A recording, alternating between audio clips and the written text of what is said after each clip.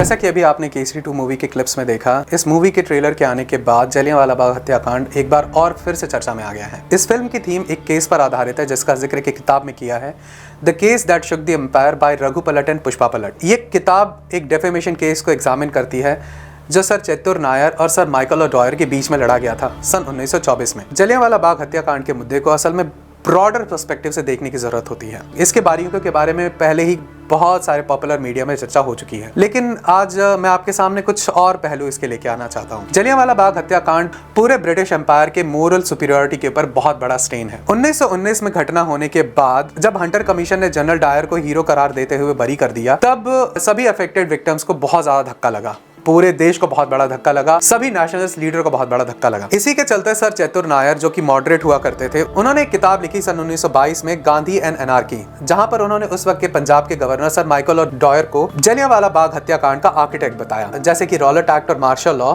ने जलियांवाला बाग हत्याकांड को प्रेरित किया। डॉयर अपने मान सम्मान को बचाते हुए सर चेत्तुर नायर पर एक केस कर देते हैं 1924 में लंदन किंग्स बेंच में, जहां पर 12 जजेस की ज्यूरी के सामने ये केस लड़ा जाता है। सर नायर की किताब जलियांवाला बाग हत्याकांड का बहुत ही विविड चित्रण देती है। किताब सिर्फ हत्याकांड तक नहीं रुकती, वो ये तक बताती है कि कैसे हत्याकांड के बाद पंजाब के लोगों को ह्यूमिलिएट करने के लिए, उनका मोरल तोड़ने के लिए वहां पर और ज्यादा एट्रोसिटीज की गई, जैसे कि पब्लिक फ्लॉगिंग, फोर्स्ड क्रॉलिंग और एरियल बॉम्बिंग, जिसने वहां के मोरल को पूरी तरह से तोड़ने की कोशिश की। लंदन में इस केस का दौरान सर नायर ने 15 गवाह पेश किए और फोर्स क्रॉलिंग जैसे पनिशमेंट को उन्होंने कोर्ट में ही री इनैक्ट करके दिखाया, ताकि जजेस को पता चले कि इंडियंस पर इस हत्याकांड के बाद भी कितने ज्यादा अत्याचार किए गए थे। लेकिन जैसा कि होना ही था, 12 के 12 जजेस ब्रिटिश थे और फैसला पूरी तरह से माइकल ओडॉयर के फेवर में आया। 12 में से 11 जजेस ने सर माइकल ओडॉयर के फेवर में फैसला देते हुए उन्हें ब्रिटिश सरकार का हीरो करार दिया और ब्रिटिश लॉयलिस्ट बताया। यहाँ तक कि जज लॉर्ड जस्टिस मैकार्डी ने तो गवाह के टेस्टिमनीज को एग्जैजरेटेड और झूठा बता दिया। सर नायर केस हार गए और उन्हें इसकी बहुत बड़ी कीमत चुकानी पड़ी। ब्रिटिश सरकार ने उन्हें माफी मांगने और 7,500 पाउंड का जुर्माना भरने का आदेश दिया। सर नायर ने माफी मांगने से इनकार कर दिया और उन्होंने 7,500 पाउंड का जुर्माना, जो कि आज के 6 करोड़ रुपए बनते हैं, पूरा का पूरा जुर्माना भरा। इस केस के बाद सर नायर कंगाल हो गए। उन्होंने जजेस के सामने कोर्ट में कहा, इवन इफ ऑल द जजेस in the Kings bench hold me guilty, my reputation will not suffer. भले ही सर नायर केस हार चुके थे, लेकिन इस केस ने इंडियन नेशनल मूवमेंट को गैल्वेनाइज कर दिया। सर नायर एक मॉडरेट थे, वो विश्वास करते थे ब्रिटिश लीगल रिफॉर्म्स में। उनका मानना था कि प्रेयर्स एंड पिटीशन ही सही रास्ता है ब्रिटिश सरकार के सामने अपनी मांगे मनवाने का। लेकिन इस केस में उनकी हार न सिर्फ उनके हृदय के इंटरनल स्केप्टिसिज्म बल्कि पूरे देश की मोरल ट्रांसफॉर्मेशन का एक संकेत था। चलिए अब आते हैं इस मुद्दे के दूसरे पहलू की तरफ, जहां पर हम बात करते हैं कि कैसे जलियांवाला बाग हत्याकांड ने भारतीय राष्ट्रीय आंदोलन की पूरी दिशा ही बदल दी। जलियांवाला बाग हत्याकांड सिर्फ एक इम्पल्सिव रिस्पॉन्स नहीं था। जैसा कि अमृतसर 1919 में किम ए वागनर लिखते हैं कि यह हत्याकांड एक कॉलोनियल पैरानोया का संकेत था, जहां ब्रिटिश सरकार उस वक्त भी 1857 के विद्रोह से डरी हुई थी। वो किसी भी प्रकार के पब्लिक प्रोटेस्ट को एक रिवॉल्यूशन नहीं बनने देना चाहती थी। जब 1919 में रॉलेट एक्ट लागू किया गया तो उसके खिलाफ गांधी जी ने रॉलेट सत्याग्रह लॉन्च किया। गांधी जी को दिल्ली में गिरफ्तार कर लिया गया और local leaders doctor Saifuddin Kitchlew और सत्यपाल को अमृतसर में गिरफ्तार कर लिया गया। 10 अप्रैल को गवर्नर माइकल ओडॉयर ने दंगों के बाद अमृतसर में मार्शल लॉ लागू कर दिया। कुछ ही दिन बाद बैसाखी का त्योहार आने वाला था। अब मार्शल लॉ की पूरी समझ जनता को नहीं थी। 13 अप्रैल 1919 को वैशाखी के दिन बहुत सारे लोग जलियांवाला बाग में इकट्ठा हुए, जैसा कि वहाँ हुआ करते थे। उसी समय कुछ लोग रॉलेट एक्ट के विरोध में भी वहाँ इकट्ठा हुए थे और भाषण दे रहे थे, और ज़्यादातर जनता, जिनमें बच्चे, बूढ़े और औरतें शामिल थीं, वो वहाँ पर मेले के लिए आए थे।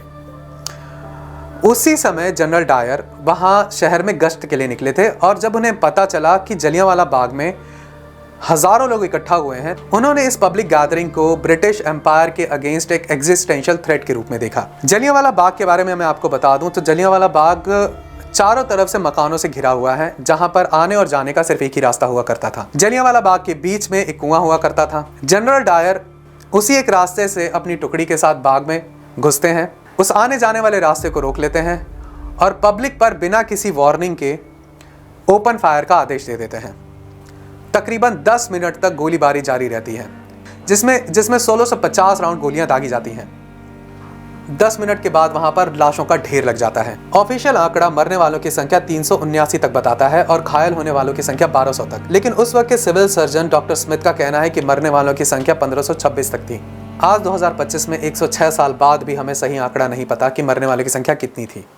अब इस घटना के बाद किम ए वागनर ने अपनी किताब अमृतसर 1919 में जलियांवाला बाग की लेगेसी के बारे में चर्चा की है। वहां वो बताते हैं कि कैसे इस हत्याकांड ने मॉडरेट लीडर्स को भी रेडिकलाइज कर दिया। महात्मा गांधी जिन्हें ब्रिटिश सरकार ने बोर युद्ध में उनके योगदान के लिए कैसर हिंद का टाइटल दिया था, इस घटना के बाद उनके मन में बहुत एंग्विश पैदा हुआ और वही ब्रिटिश सरकार द्वारा दिया गया कैसर हिंद का टाइटल अब उन्हें बोझ लगने लगा। उन्होंने उस टाइटल को त्याग दिया और ब्रिटिश सरकार के साथ सहयोग की भावना को छोड़कर 1920 में असहयोग आंदोलन की शुरुआत की, जो कि भारतीय राष्ट्रीय आंदोलन के इतिहास में पहला मास मूवमेंट साबित हुआ। इस घटना ने, जहां Gandhi ji non violent movement के नेता थे, वहीं दूसरी तरफ इस घटना ने बहुत सारे रेवोल्यूशनरी ग्रुप्स को भी उकसाया। उधम सिंह जिन्होंने बाद में जाकर माइकल ऑडॉयर की हत्या की, वो इससे रेडिकलाइज हुए थे। भगत सिंह और HSRA जैसे ऑर्गेनाइजेशन ने इस घटना के बाद लेजिटिमेसी प्राप्त की। बब्बर अकाली और नौजवान भारत सभा जैसे संगठन ने तो ब्रिटिश सरकार के खिलाफ हथियार उठा लिए। इस घटना को इंटरनेशनली भी बहुत कंडेम किया गया। रविन्द्रनाथ टैगोर ने अपने सारे टाइटल और नाइटहुड रिनाउंस कर दिए। ब्रिटेन के बाद में प्रधानमंत्री बनने वाले विंस्टन चर्चिल ने इस घटना को मॉन्स्टरस एक्ट बताया और ब्रिटिश सरकार की मोरल हिपोक्रेसी का सबूत कह दिया। वागनर ने अपनी किताब में इस चीज को एम्फसाइज किया कि कैसे ब्रिटिश गवर्नमेंट एक वाइट मैन्स बर्डन लेके आई थी, जहां पर वो कहती थी कि वो सभी उपनिवेश देशों को सिविलाइज करना चाहती है। इस घटना के बाद उनकी वो मॉरल लेजिटिमेसी और सुपीरियरिटी भी ध्वस्त हो गई।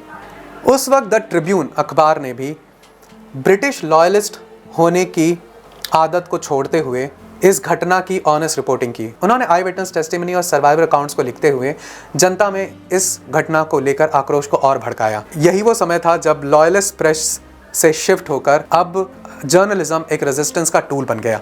एक और डायमेंशन है जहां लोगों का ध्यान नहीं जाता है, वो है कि उस समय जनरल डायर को गोल्डन टेम्पल की क्लर्गी ने अरूर सिंह के नेतृत्व में पंजाब का सेवियर कहते हुए सिख डिक्लेयर कर दिया। इस घटना ने सिख समुदाय के अंदर और आक्रोश भर दिया। खालसा दीवान माझा, जो कि पहले से ही गुरुद्वारा में रिफॉर्म्स की बात करता था, इस डिक्लेरेशन के बाद अपनी गुरुद्वारा रिफॉर्म्स की डिमांड को और एक्टिवली परस्यू करने लगा और यहीं से 1920 से गुरुद्वारा रिफॉर्म मूवमेंट की शुरुआत भी हुई। अब यह घटना सिर्फ यहीं तक नहीं थी। हंटर कमीशन ने जनरल डायर को ब्रिटिश सरकार का हीरो करार देते हुए उन्हें बाइज्जत बरी कर दिया था। भले ही जनरल डायर को भारत में सेवा न करने का आदेश देते हुए उन्हें वापस ब्रिटेन भेज दिया गया, लेकिन उसके बावजूद भी यह फैसला ब्रिटिश इंपीरियल एरोगेंस का सबूत बन गया। 1951 में जलियांवाला बाग को एक मेमोरियल बनाया गया, जहां पर फ्लेम्स ऑफ लिबर्टी आज तक जलती रहती है। वो सबूत है ब्रिटिश सरकार और ऑपरेशन के खिलाफ इटर्नल रेजिस्टेंस का। ये जलियांवाला बाग की घटना पॉपुलर कल्चर में बार बार दोहराई जाती है,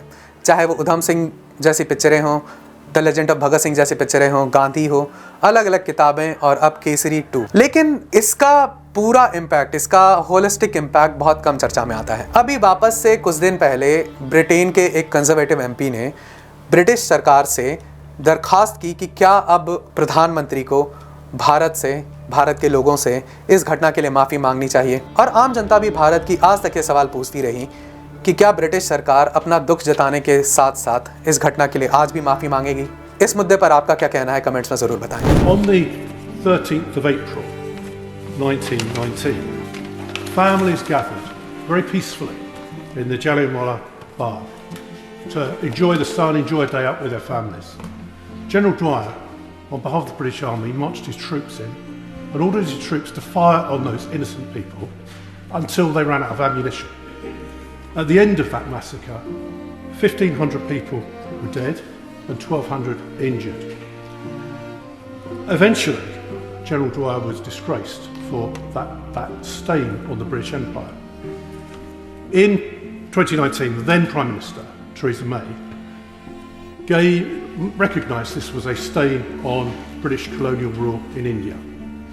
But could we have a statement in government time? The anniversary of this will be on the 13th of April this year when we're in recess.